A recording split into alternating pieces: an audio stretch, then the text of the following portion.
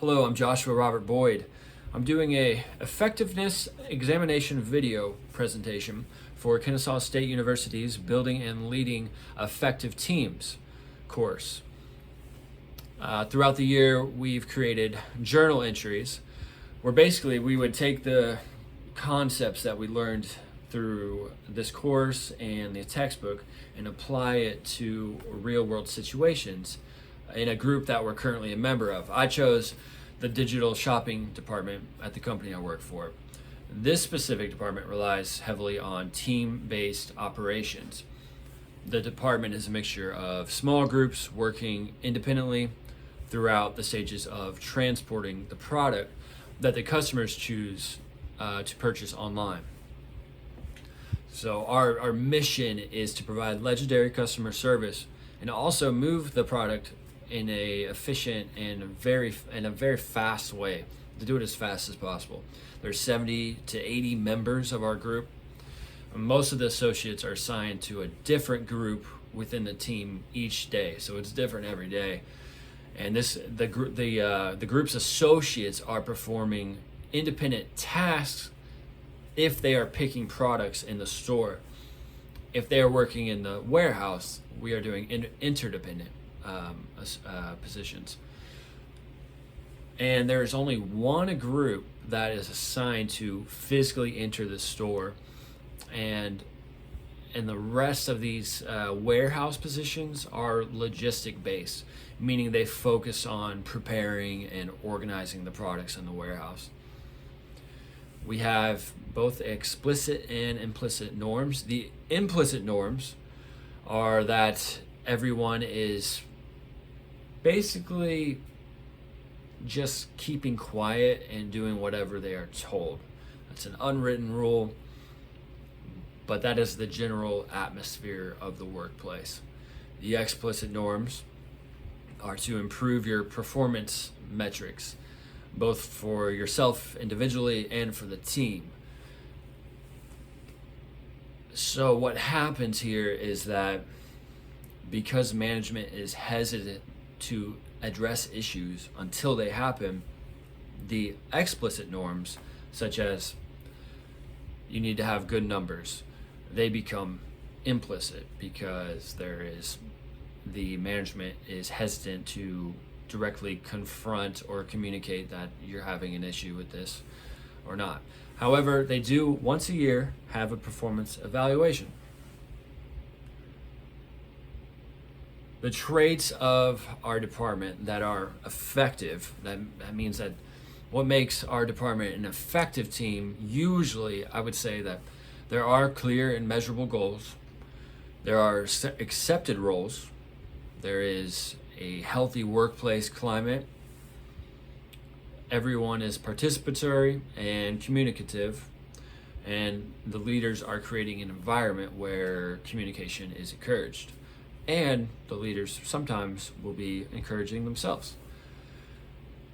Now, what has happened recently is that there's been a major shift with our department with Thanksgiving, Black Friday, and Cyber Monday. On top of that, there's been a hiring fair, and there has been additional layers added to the department with increased volume. Because of that, the team has been displaying ineffective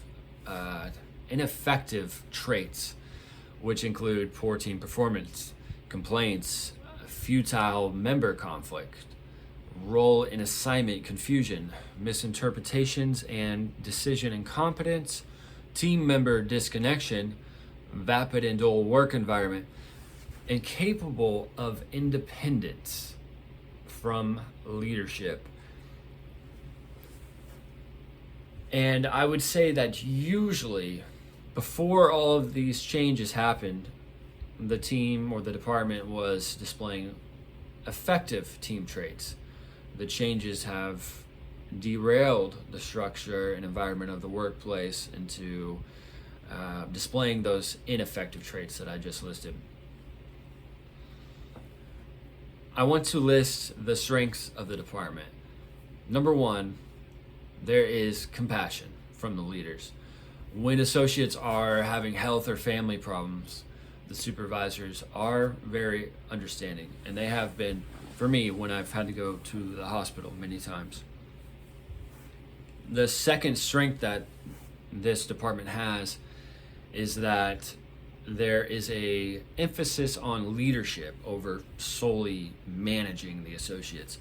The Walmart Corporation clearly strays away from the traditional approach to management. They even name the managers as coaches, team leads, and sponsors instead of managers or trainers. The digital shopping department that I'm a part of, it also relies on interdependent teams, primarily, even more so than the other departments within the store. The third strength I want to list is that this department does do a good job on healthy conflict. During a micro training session I had with one of my supervisors, we discussed the recent onboarding of a new large group of team members. We discussed how the traditional structure included, what we usually do is we have 2 weeks of training with one assigned trainer during the full duration of the training. What they shifted to was having new trainees paired with multiple trainers, and they even shortened the duration of training days. I suggested that this could be a problem because having the same training coach for the entire training allows that trainer or that coach to know exactly how much and what the trainee already has been taught. So therefore, pairing a trainee with multiple different trainers means a lot of information can be reiterated redundantly. This department is a great illustration. I want to bring up the last strength, and that is teamwork. This department is a great illustration to demonstrate the benefit of using teams as opposed to solely independent assignments. Those working on independent assignments, and we do have a few positions where they are working by themselves for the majority of the time, but they show signs of more fatigue and are less sociable. Those working on team assignments within our warehouse, they exhibit methods of teamwork and socialize with other associates consistently. This team format of this department is generally successful. It requires less intervention from management. So those are all the strengths. I want to get to the negatives.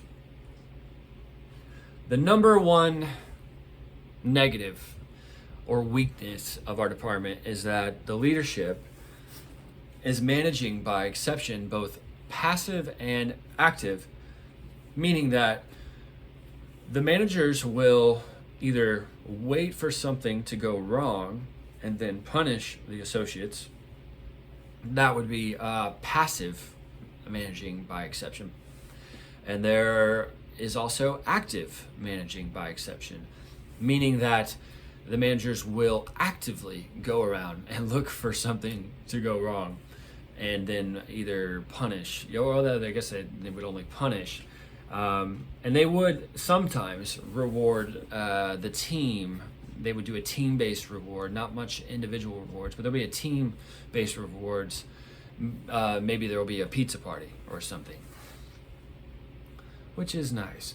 And so that, I would say it's clear that in the day-to-day operations within this department that the managers do not need to constantly manage productivity. However, what the team does need is great leadership. There is a system in place designed to minimize traditional management. Clearly, Walmart Corporation even changes the titles. You're not a manager, no, you're the team leader. But they stray away from that. The team is constantly falling apart when there is not great leadership. Since I have become a member of the team, I have noticed that it's become a problem. Another weakness that I want to talk about here is that there is team disconnection. The lack of meetings directly contribute to misunderstandings, conflict, lack of cohesiveness for the team, low socialization, low team morale. For example, New team members are being trained in our department right now, but they haven't been introduced to everyone. They don't introduce new associates to the team because there are not meetings. The team should be communicating and helping each other.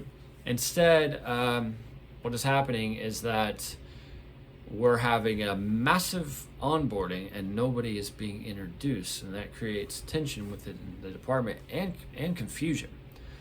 So we can start by socializing new team members, and I think that will improve connection.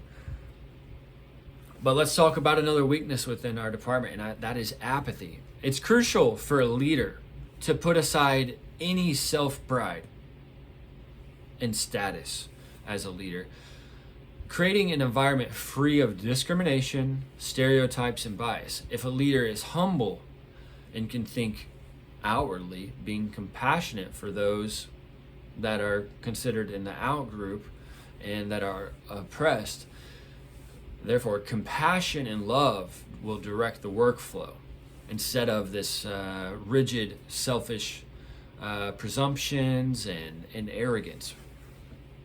The last weakness I want to list is the limited process mapping. And process mapping is when there is a shared mental model that the group has that helps clarify roles and get a better understanding of what's going to happen in the day-to-day operations.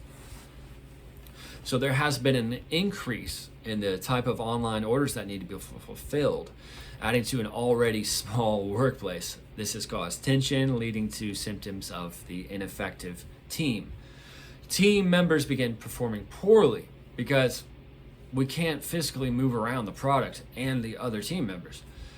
Now the shared mental model and even the physical model has changed.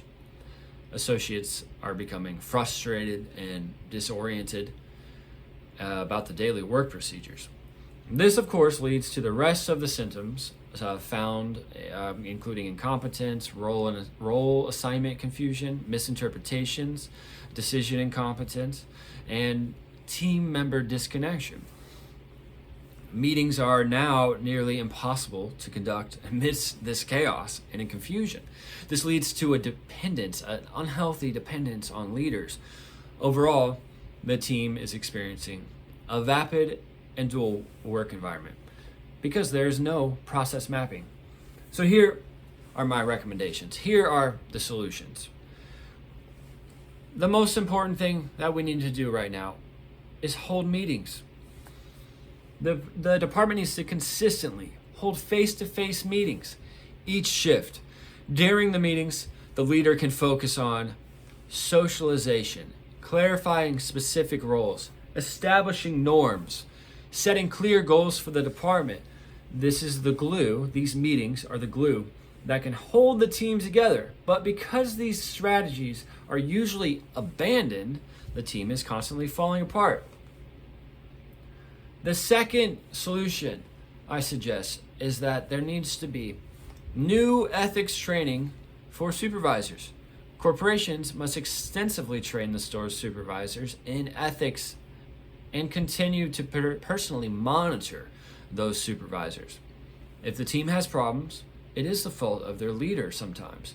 Corporations need to look at leadership and middle management for implementing change instead of solely and simply brief training videos and rare ethic complaints, or just waiting for an ethics complaint is not going to be enough. Another solution is process mapping. In my opinion, our team needs process mapping to help us get through the busy times. If we discuss what happened during this chaos and these busy times, we could create a shared mental model of the situation. We would be better equipped to manage the chaos as a team. We can map what is currently happening and create a new ideal map. That is the best structure to deal with these peak productivity times.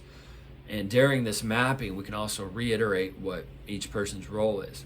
We can also restructure the physical locations of team members to maximize speed and efficiency. Instead of the team shutting down emotionally, we will be more strategically placed and communicative. The last solution I want to talk about is immediate department relocation and remodel. Okay, that is the only way that this is going to work out, because what we don't have is enough space. So, and this can happen. This can happen overnight. We can call on a remodeling team, call on different leadership, call on emergency personnel to physically move our there's no space in our department right now. We can move that to a bigger section of the department and hold an emergency meeting, and it can be an exciting new beginning for our team. And then so now we have a new shared mental model. We've done some process mapping, both a mental model and a physical structure. We have a new physical structure. And now we can hold an emergency meeting, re-clarifying goals, and encouraging the team, talking about new opportunities, and we'll be as fast and efficient as possible. And that will overflow into the customers, enabling us to provide perfect customer service. Well, as perfect as it can be. So now that I've talked about all of the solutions, I want to talk about what I can do individually, because there's only so much I can do, because I'm not in leadership right now. I'm just a lowly associate. So my personal analysis is that I'm in a mixed motive situation. And what's a mixed motive situation? Well, it basically just means, okay, am I completely going to work at this company my whole life, this store? Am I going to work there my whole life? No, I have things going on outside of the company. I'm in school. I have a family. So I'm not always concerned with just being completely sold out to the success of Walmart, right? I have a mixed motive situation. My goals are different than from the company's goals, but I can choose to be cooperative in the group. I do that by letting them know with plenty of notice if I need to take some time off. I can be a great team player rather than just focused on myself the whole time. And I do have a competitive nature, but that's not compatible in teamwork settings. So I have to set that aside and be concerned with others, concerned about others, and being altruistic, and being concerned with the team's goals. So our team is a cohesive unit. It's not just a bunch of individuals. We need to thrive on cooperation rather than competition. I can also start with problem recognition. Design thinking means that we deeply study a problem and then come up with a solution. So after these solutions are implemented, it's important to also evaluate how the solutions work. I have come up with some ideas to improve the workflow and team cohesiveness and overall team effectiveness. And that idea creation is called idea generation. If I want to continue to do that, the next step I would do would be idea elaboration, meaning that I bring the idea to the company. I would begin discussing it further with the company.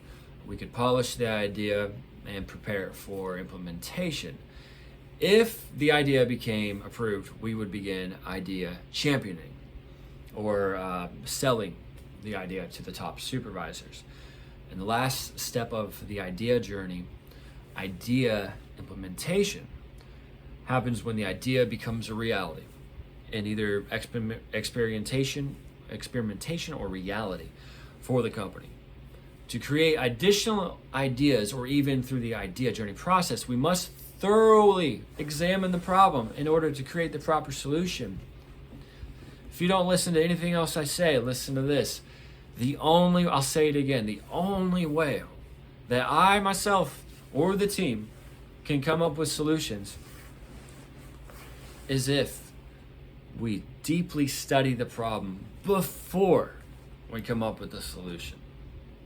Because then the solution is not going to be effective if the problem wasn't studied. That is the idea of design thinking. The best companies use design thinking. The most innovative people use design thinking. I should not come up with a quick fix to the problem by just, here's the solution, just spitting out solutions. No, I must deeply understand what is the problem, why is it a problem, and not only that, will this solution even work? How will this solution work? Let's evaluate the solution. So that's the most important thing that I can do right now is by number one, I need to make sure that I am being a team player, and I also need to implement design thinking into the workplace.